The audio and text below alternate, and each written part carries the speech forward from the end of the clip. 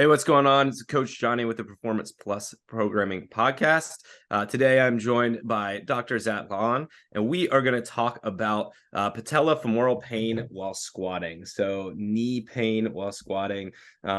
Zach, why is it common? Why does it happen? Tell me everything. All right. So for those of you that aren't familiar with the term patellar femoral pain, that patellar femoral just refers to your kneecap, the joint of the kneecap. And it's one of the most common injuries that Johnny and I see in CrossFitters is getting pain in there. And it can happen for a variety of reasons. The almost 100% guaranteed reason why somebody gets it is if they start a small squat cycle.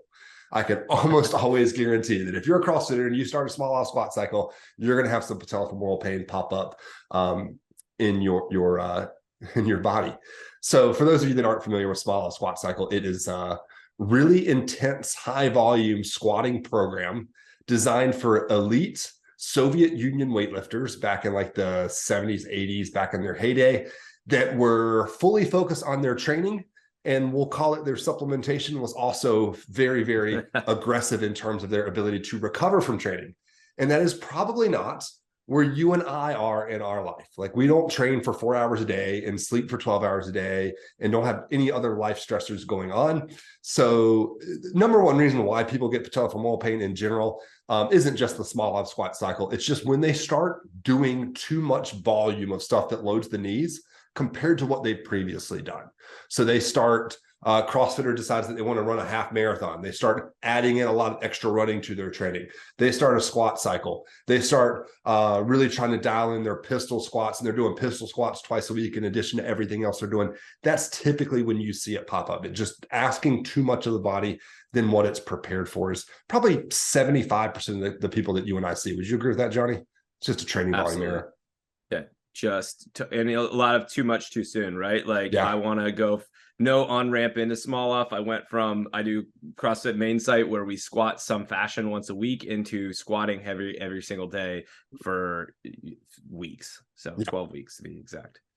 There are a couple like technique things that we'll see as well, mobility things we'll see as well. But like, if the training volume's off, none of this other stuff matters. You got to tackle the other stuff after you adjust training volume first. But from a mobility perspective, really specifically like ankle mobility issues, you see very commonly in people that have patellar femoral pain. So if your ankles are stiff, what really commonly happens is that people trying to make up for that stiff ankle. You'll see kind of their foot collapse down, their knee come inward as they squat, go into knee valgus.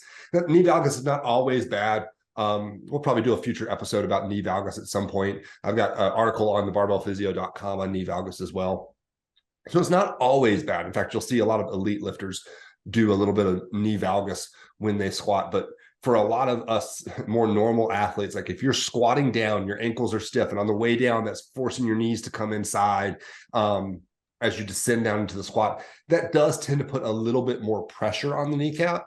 And sometimes you can get to that spot where that just pressure becomes enough volume that your body just starts to get irritated by it a little bit. So address ankle mobility. And from an ankle mobility perspective, I'm not only thinking about, can you drive your knees in front of your toes, but also can your knees track out laterally? So a lot of people focus on just like stretching their calves to improve their ankle mobility, but we really like to get after lateral ankle mobility a lot. You'll see that in a lot of our mobility programs, like ankle mobility overhaul. It is not just stretching your calves, it's increasing the ability to drive the knees out as you squat down.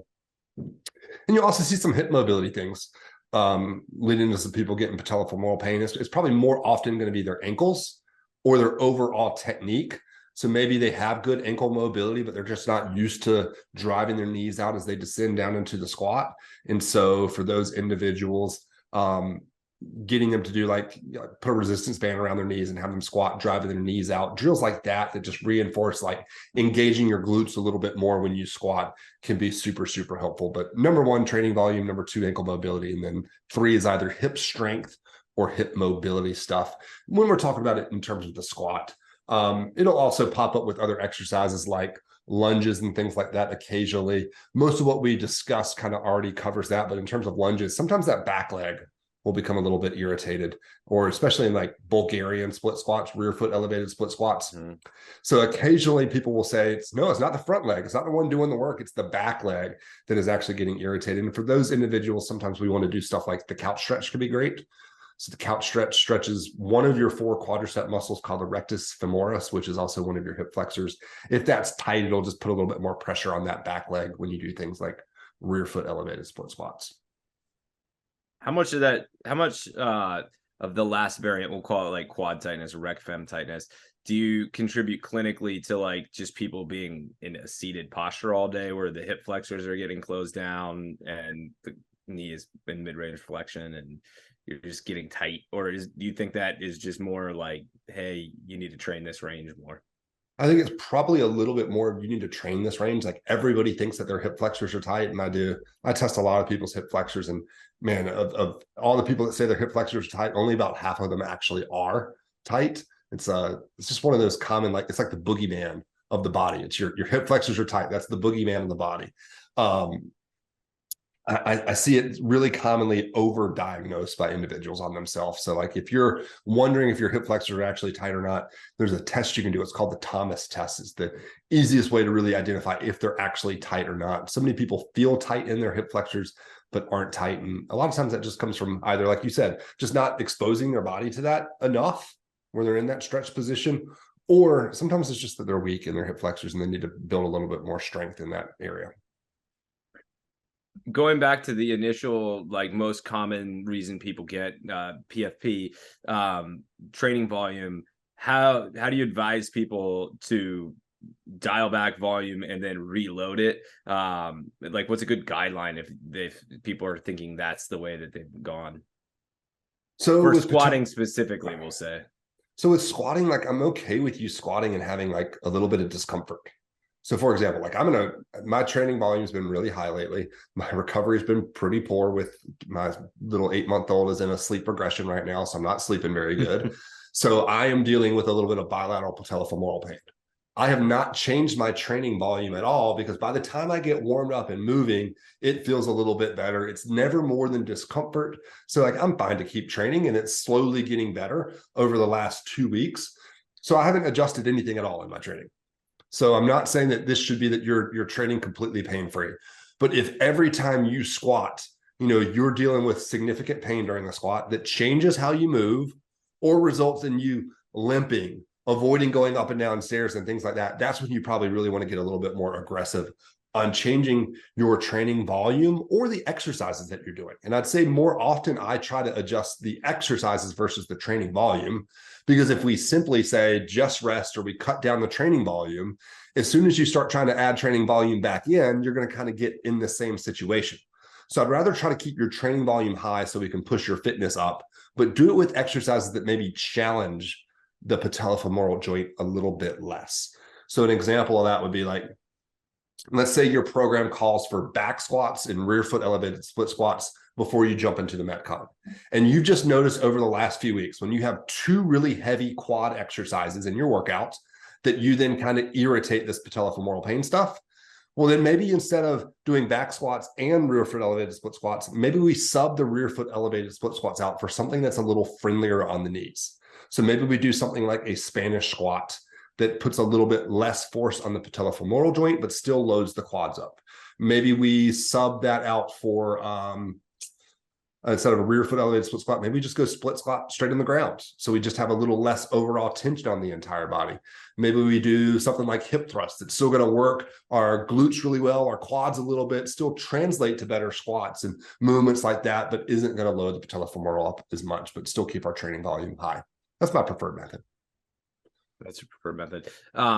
A heuristic that I like, and I don't know if you use this, but like a red light pain is like where you're altering something that you're doing around the pain after you've properly warmed up, right? Yeah. Yellow light is like, hey, I feel some discomfort, but it kind of decreases. And I would say green light is like your baseline. If you get achy knees during small off, you warm up and they're feeling better, like the achy knee is your baseline because you're in this heavy cycle, and you shouldn't be alarmed by that. You should just say like, yeah, I'm fucking doing, a lot of squats every single day. It's gonna suck a little bit. And as long as you're not getting that red light where you're losing control of the joint as you go down the stairs, then you're probably okay. Yeah. If you're in that, when you're in that yellow zone though, between like pain that you shouldn't be dealing with and pain that you know is okay, but you're in this comfort zone. You're not sure how you're going to respond to that. It's just tracking your symptoms afterwards. So think of it as like driving through a yellow light. Whenever I drive through a yellow light, I look in my rearview mirror and make sure like a cop's not coming after me because I cut that yellow light too close to the red. So if you work out and you're in that like questionable yellow light zone, just monitor how you respond to that over the next 24 hours. If the next morning going up and down the stairs is the same amount of pain as it was today, you recovered from that workout, you're back to your baseline, you're fine. If tomorrow morning stairs are miserable, way worse than they were today, then you know yesterday's workout was a little bit too much and we can dial it back in different ways next time a similar workout pops up. Do you lump kind of like all the different knee variations like patellar tendinopathy, runner's knee, jumper's knee? Do you kind of put those into PFP, or is this very general, like, hey, I just have like knee pain after squatting that you're looking at? And for people that are listening to this that are novice, like what point is your knee pain, hey, check your ankle mobility, check your hip mobility, those have cleared, and this isn't really changing? Where would you say go see like an onward professional? All right, so a couple layers to that. So first, do I like put patellar femoral pain in like the same bucket as quadriceps or patellar tendinopathy? My treatment for those are going to be different. Both of those are issues of just asking more of certain tissues and joints than what it was prepared for. So they both typically come from a training volume error perspective. But with my tendinopathies, I'm going to be a little bit more focused on putting the body in position where we load and strengthen that tendon up a little bit more. That's another great podcast episode for us to do in the future, is just generally discussing tendinopathies. When people don't respond to just like modifications, like let's say their ankle mobility is good, we've been modifying stuff, but we're still not getting a whole lot of traction with our patellar femoral pain, that's when we probably want to get really aggressive on quadricep strengthening. So one thing that's been shown regularly in the research, let's say your technique is good, like you're not having knee valgus, you don't have ankle mobility issues, etc. We look at your squat's fine. Then what we do know from the research is like that getting after quadricep strength tends to help patellar femoral pain. So that's when we're going to really work on finding different variations of squats and other exercises to isolate the quads, build those quads up more. When the quads get stronger, we tend to see less stress being put on the patellar femoral joint. Interesting. As far as like soft tissue mobilization stuff, you have people kind of loose the quads, loosen anterior tib, calves, those hamstrings, just trying to keep like slack in the system around the joint to kind of help desensitize some of those pain generators? Or is that a useful thing to do? Yeah. So especially if there's mobility issues going on, like your ankles are stiff and that's leading to you moving in a way that puts a little bit more stress on your patellar femoral, then that is for sure part of our treatment plan. Let's say that that's all fine. And you're just coming to see me straight from a pain perspective. We're obviously working on all the stuff we've talked about from training volume and exercise variations, et cetera. But there's a lot of value you get in temporarily knocking those pain levels down with a little bit of manual therapy, getting somebody to do some soft tissue work on your quads. I really like dry needling with electrical stim on the quads. I tend to see that does a really good job of dropping people's pain levels down, but figure out what form of manual work helps knock your pain levels down more so that you can then get a little bit more aggressive with the strength stuff we've talked about in terms of building more strength in your quads so that you speed up the longer process of getting rid of this for good. As far as building strength goes, Bulletproof Quads program we have, is that a useful tool in somebody's arsenal that's looking to kind of prevent or mitigate maybe the effects of PFP? Yeah, so I'd say if you're somebody that's either like you know that this is like your thing that you deal with twice a year, that's kind of who we wrote Bulletproof Quads for. Or somebody that has like a quad to glute strength imbalance, like when they work out, you notice that they do certain things that put more load on their posterior chain, they need some extra strengthening for their quads. So that's when we implement Bulletproof Quads program for those individuals. We do have some people that have patellar femoral pain that jump into that program, and I think it's a fine program if you're currently in a patellar femoral pain little flare up, but you want to be on the milder side of that. This is kind of more of your end stage rehab or post rehab, like let's make sure this stuff doesn't come back plan. Okay, awesome. That was a lot. We've covered a whole lot of ground there. Just to recap, so got knee pain. It's patellar femoral pain. That is, hey, the knee cap and how it articulates is causing pain. First thing to look at is training volume. So go look back at your exercise history, see how much you've done, and see if there's anything there. A large spike in squatting or things that are like knee flexion dominant could be running. From there, mobility would be the second place for people to check. Our ultimate mobility checklist, which is a freaking awesome online tool. I actually use this all of the time because I have a million things going on. I'll forget things, and it's easy to go back to and shoot somebody, hey, just check this out, go through this sequence. But that will help you identify if you have ankle mobility limitation, hip mobility limitation, or any other mobility limitation from there.